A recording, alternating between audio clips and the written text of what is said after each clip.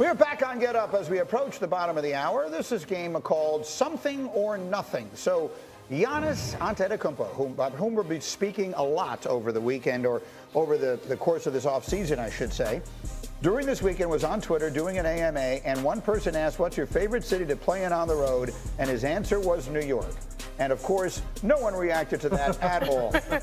No one made an extremely big deal of that, suggesting that he's leaving you a little breadcrumb, that he's leaving you a little hint that in this offseason, where all the speculation will be about his departing Milwaukee and where does he want to go, that he means New York. Monica McNutt, was that something or nothing? Listen, Greeny, we all are. What three cities get mentioned anytime guys are asked their favorite NBA cities? New York, LA. I would have the to last say one. Miami. Yeah. Like, duh. Like, this is any. He doesn't want to spill the tea. Right. Yeah, okay. So, like, this is nothing. And I get it. Emotions are high in New York. There could be no wrong. The Pope went to Villanova. Like, the whole thing. It's great here in New York. But no, this is nothing. This is nothing. Nothing. The idea that the Knicks might try to get Giannis. Well, let me reframe the question. The Knicks are now in the Final Four without Giannis, with this Villanova-led group and all the rest of that. Who knows, what influence the Pope has over all of that? But you know what I'm saying. What's that? It was the anointing of the day. Yeah. Well, what I'm saying is, like, are the Knicks fans that you guys hear from, like, are they all still saying, oh, get us Giannis, whatever we have to do to give up? Because what you're giving up, of course, is this group that everyone has fallen in love with that has taken this team now to the Final Four. They use it as the safety net if the Knicks can't win a championship this year. That's what stuff like that is. Now, Road City to me is the key phrase. If it was just city, then you can probably get hype. But Road City means he likes to visit, but maybe doesn't want to quite live here. But that's one of the worst kept secrets in the league. He loves New York, a big Greek community in this city, of course, somewhere he's very comfortable visiting. Also in fact, when their season ended, the first place he was seen is in Manhattan. It is not something that is a surprise. He also did wax poetic about Wisconsin and Florida. You know where else there's a big African population, not just New York, also in Houston, Texas. That's where I'm at. Okay, we're on the same page here. I will also add, all we know about Giannis, he's extremely savvy. There are no tax breaks in New York. I just want to call that out. So everybody just calm down. But do you know where there are tax breaks? I do. In Texas. Is this a commercial? Shameless plug. Yeah. So you're talking about the Rockets. I feel like I heard a lot of conversation about San Antonio coming out of the draft lottery and all that, which last time I checked, my atlas is also in the state of Texas. And might make, if I'm Giannis right now and I'm looking at the situations, if my goal, see, one of the complicated things that we do when we start assessing where people should go is we start assuming we know what their priorities are. People's priorities in life are allowed to be whatever they want them to be. I've been doing this 30 years. I'm always trying to put someone in a place where they could win another championship. The late, great Kobe Bryant, I remember when he signed his last deal in LA. I remember saying on the air, you know what? He should have tried to go somewhere else where he could have a chance to win at the very end of his career. But obviously, he knew best. It was important to him to finish there, and whatever the reasons were, they were. Steph Curry last year. And Steph as well, and LeBron and all the rest of that. So maybe what he's interested in is worrying about where he wants to live and where he wants to finish, the second chapter of his career. But if it was just about winning, if his number one priority was winning a championship again, where should he want to go? That's a tough question because, all these teams have to give up so much to actually get them. Like, so don't you dare say what I think you're about to say with that in mind. So are they even in position to say they're going to win a championship? Like, Milwaukee is not in position to say they're going to win a championship. So staying there is also, is not what he wants to be. Where he going? My opinion, and I'm going to say this because I doubled back on it a couple weeks ago. Say it with your chest. I'm going to say Miami. Like, I love Miami. I love the fit. I love the style. I think he can get other guys to come out there. And actually, I think Pat Riley might have to take a little step down because you're getting a guy like that. So now he builds it around him. No, Monica's quite upset. But then that kind of puts you in a position where if you get Bam to go to Milwaukee, it's something that tightens now that Milwaukee don't feel like they left Marcus, out you with nothing. You just said you're going to have to give up so much to get this guy. That's going to be Milwaukee South. Bam, there's nothing you around. get Bam, you do some stuff with Tyler Hero.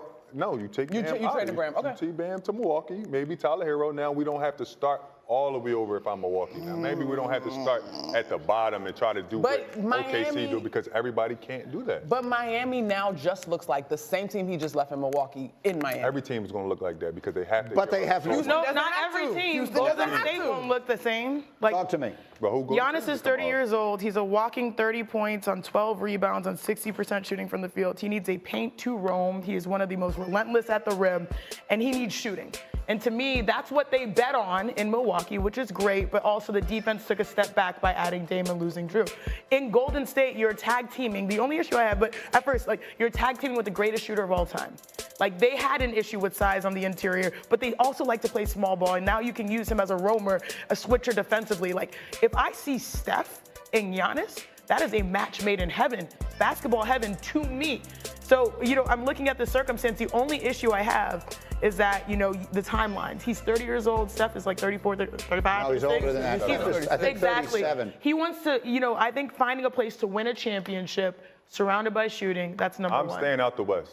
If I'm Giannis, I'm staying out the West. That's an interesting thought. I'm going to the East that's where fair. I can continue to build. I lied. Brings us back to New York. I feel like, well, but for the league, you want him in a big market. Yeah. You want him in a big market. You want him somewhere where his personality, everything else about him can shine along with the winning. And by the way, why don't we ever talk about Jokic this way?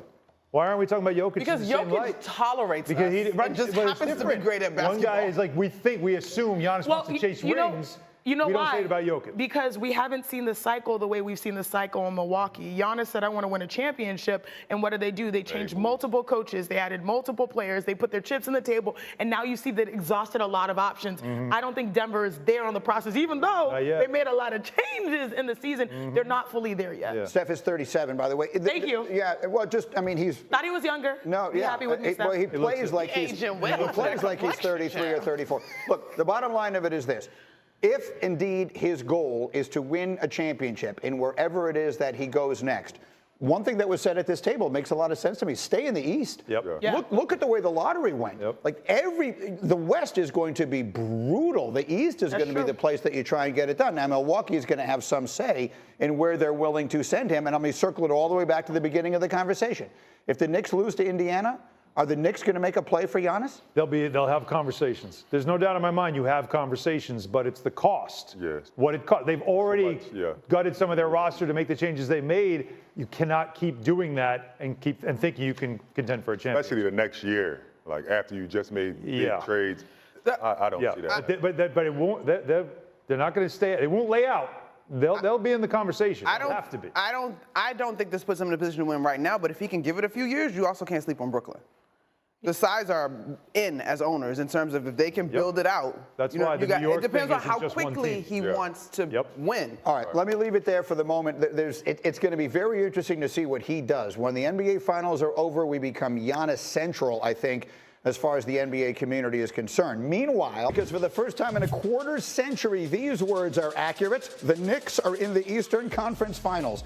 After a big win in Game 6 on Friday night, they now host the Pacers. Wednesday, Indiana knocked the Knicks out of last year's playoffs in Game 7 of the second round last year. It feels like these two teams always go head-to-head when everything in the world is at stake for both. Those were the scenes on Friday night on 7th Avenue. Candidly, it may still look like that. Russell's out there. Oh, believe me, I avoid that neighborhood during Knicks games. Everything. All kidding aside. So, I want to live in the Celtics of it for a minute. We have a couple of days to get ready for Knicks Pacers. But Brian Scalabrine, who was very close and connected to the Celtics, said after the game, and I watched the clip because I thought it was interesting. He said that maybe, and he was down, like he wasn't angry in saying this, but he said maybe the Celtics deserve to lose because they kind of cheated the game in the way they approached the series. Now, that can mean a lot of different things. Here's how I interpreted it. I interpreted it to mean the Celtics had this feeling that we do what we do, and if we do it, nobody beats us. And we're not changing for anybody. You know, the old, everyone's got a plan until they get punched in the face, the Mike Tyson line. They believed that. We're going to do our thing. We're going to shoot our threes. And if we do it, no one can beat us. And then as the series went on, and as the information kept coming back, this might not be a good idea. This might be the only way you can lose. There's a lot of, they never really adjusted what they were doing. And maybe that, I think, is what Scalabrine meant. And if so, Would you agree with it? Yeah. I was watching the series and I tweeted this, that we might be watching the end of extreme analytics in real time. Because God bless you. I'm gonna retweet that. Gavel. He needs his gavel. You need to gavel. I didn't know you were going to respond that way. But I thought so. Because you're seeing natural dominant basketball players in clutch time be confused on what to do because you've been wired to take threes or settle or be a part of the system, whereas your advantage is actually eaten in isolation, one-on-one, where no one can guard you. You have the finals MVP, someone who's trying to prove that they're also an MVP in the front court, back court, and you're not able to make the necessary requisite reads. Whereas just down the street, you see these New York Knicks who are just hooping and vibing off of chemistry. Like, I think there's an oscillation back to the middle, and I think that's the issue with the Celtics. They were following that system and not just playing hoops. And I feel like you, and I understand your perspective on this, Monica, have felt like that is not giving enough credit to the Knicks. To focus on that is not giving enough credit to the Knicks. Why? 100%. Because this Knicks defense had to make adjustments, like we talked about.